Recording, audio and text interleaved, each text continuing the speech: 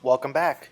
It's Brian's turn to test the Motiv Mythic Jackal, and probably a good idea to check out my initial review to get more details, but at a high level, the Mythic replaces the Jackal Flash spot in Motiv's Ball Guide.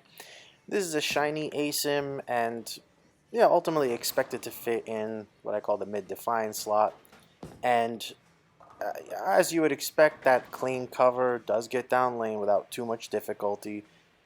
And as I saw, it's fairly angular, but what Bryan saw was a bit of exacerbated over under as the responsiveness meant too big a move down lane from direct, but a little finicky to find not only the right amount of move to the left with his feet, but also the right amount of head angle to give the ball. And this is, maybe somewhat of a common challenge for Bryan with these type of balls. It happens where the ball's a little too big, generally from direct, since it's a mid-define ball. Um, but it starts to struggle when moving in, which is mostly due to, I'd say, the shape of the pattern down lane. And that heavy wall means if you get it to the friction early, it jumps. But if you stay in the oil, it floats.